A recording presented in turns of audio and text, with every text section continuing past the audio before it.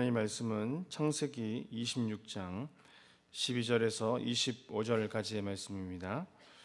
구약성경 36쪽에 있는 창세기 26장 12절에서 25절 말씀을 한 절씩 교독하신 후에 마지막 절을 함께 봉독하겠습니다. 이삭이 그 땅에서 농사하여 그 해에 100배나 얻었고 여호와께서 복을 주심으로 양과 소가 떼를 이루고 종이 심이 많으므로 블레셋 사람이 그를 시기하여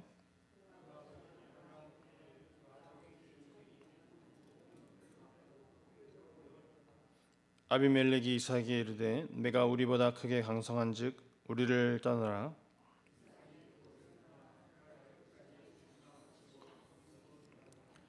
그 아버지 아브라함 때에 봤던 우물들을 다시 봤으니 이는 아브라함이 죽은 후에 블레셋 사람이 그 우물들을 메었음이라. 이삭이 그 우물들의 이름을 그의 아버지가 부르던 이름으로 불러더라.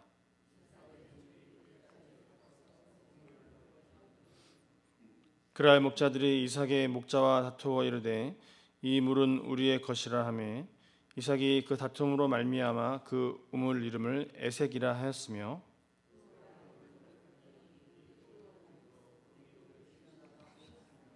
이삭이 거기서 옮겨 다른 우물을 봤더니 그들이 다투지 아니하였으므로 그 이름을 르호봇이라 하여 이르되 이제는 여호와께서 우리를 위하여 넓게 하셨으니 이 땅에서 우리가 번성하리로다 하였더라. 그 밤에 여호와께서 그에게 나타나 이르시되 나는 내 아버지 아브라함의 하나님이니 두려워하지 말라. 내 종 아브라함을 위하여 내가 너와 함께 있어 내게 복을 주어 내 자손이 번성하게 하리라 하신지라.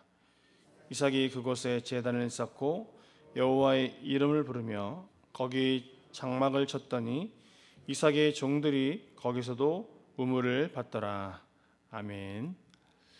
흉년이 들어서 이삭이 애굽으로 가려 했을 때에 하나님은 이삭에게 나타나셔서 애굽으로 가지 말고 그랄 땅에 거하라고 말씀을 하셨는데요. 그 땅에 거하면 하나님께서 그와 함께 하시며 또 땅을 주어서 이삭의 후손을 하늘의 별과 같이 번성하게 하시겠다라고 약속하셨습니다. 그렇게 이삭은 하나님의 말씀에 순종함으로 그 땅에 거하게 되는데요. 비록 그가 전에 하나님을 완전히 의지하지 못하고 아내를 누이라고 속였음에도 불구하고 하나님은 그들에게 그 땅에서 안전하게 거할 수 있도록 해주신 것입니다. 그래서 우리는 이 사건을 네 글자로 무엇이라고 고백할 수 있습니까? 임마누엘입니다. 이것이 하나님이 그와 함께 하신다는 것을 보여준 사건이라는 것입니다. 사랑하는 성도님들, 저와 여러분의 인생도 비록 공고하지만 임마누엘의 하나님께서 나와 함께 계심을 믿으시기 바랍니다. 오늘 본문은 그 이후에 일어난 사건에 대하여 말씀하고 있습니다. 거짓말 사건 이후에 그들은 그 땅에서 안전하게 살 수 있는 신분의 보장을 받게 되는데요. 그래서 오늘 이야기는 이삭이 그 땅에서 외국인으로서 어떻게 복을 받게 되었는지, 그리고 그 복이 어떠한 그 유업을 통해서 최종적으로 하나님께서 이삭에게 주신 복이 어떻게 유지되고 있는지에 관해서 말씀하고 있는데요. 오늘 귀한 말씀을 통해서 우리 인생이 이 세상에서 하나님께서 나에게 주신 복을 어떻게 누리며 살아가야 하는지를 고민하는 귀한 시간이 되었으면 좋겠습니다. 우리 12절 말씀을 다시 한번 우리 다 같이 읽도록 하겠습니다.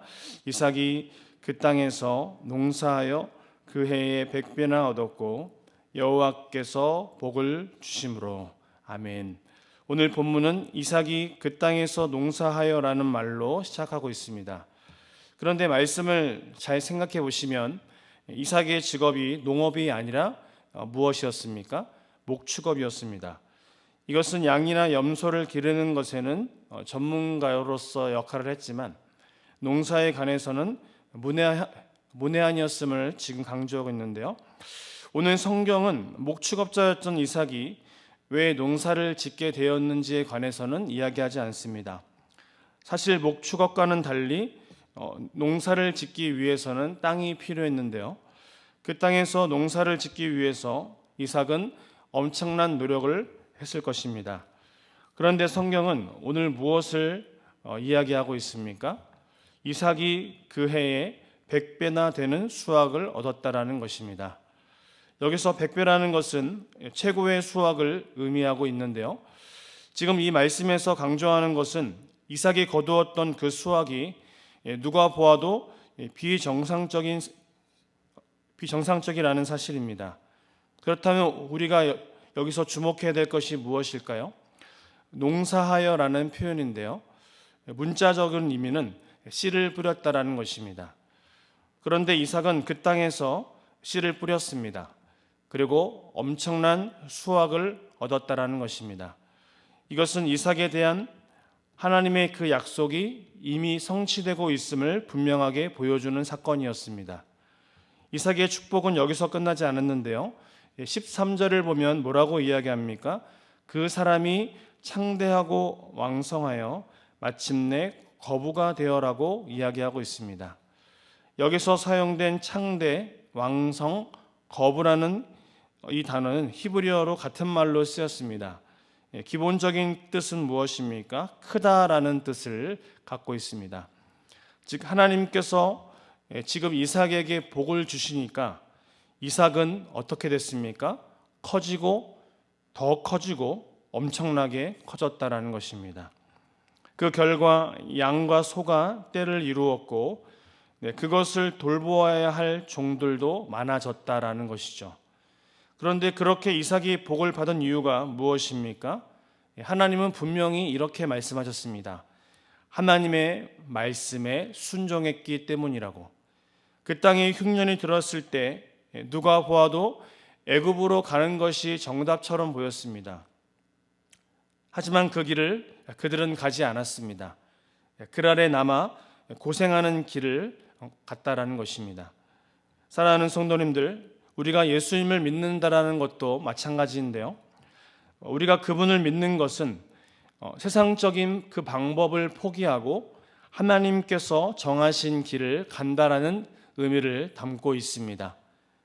세상 사람들은 인정하지 않지만 그 길을 가는 것이 복이고 또 그 길을 걸어갈 때에 하나님의 복이 임한다라는 것입니다.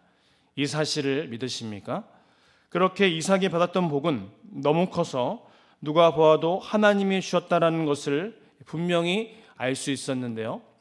14절을 보시면 양과 소가 때를 이루고 종이 심이 많음으로 블레셋 사람이 그를 시기하고 있다라고 기록하고 있습니다. 그래서 그들이 했던 가장 대표적인 행동이 무엇입니까? 아브라함이 팠던 우물을 막았습니다. 그리고 흙으로 메우는 것이었는데요. 이스라엘 땅에서 우물이라는 것은 생명의 근원을 의미하고 있습니다. 지금 이삭이 받았던 모든 복을 계속해서 누리기 위해서는 무엇이 필요했습니까? 이 우물이 절대적으로 필요했다라는 것입니다. 이 우물이 없다면 그 많은 가축들을 제대로 돌볼 수가 없었기 때문입니다. 지금 하나님께서 이삭에게 주셨던 복이 큰 위기를 겪고 있는데요. 사실 말씀을 자세히 보시면 오늘 본문은 이삭이 받았던 복에 대해서는 아주 짧게 언급을 하고 있고 대부분의 이야기는 무엇입니까? 이삭이 처한 위기와 그 위기를 어떻게 극복해 나갔는지에 대해서 기록하고 있다는 것이죠. 그런데 잘 생각해 보시면 그 우물들을 팠던 인물이 이삭이었습니까? 아니면 아브라함이었습니까? 아브라함이었습니다.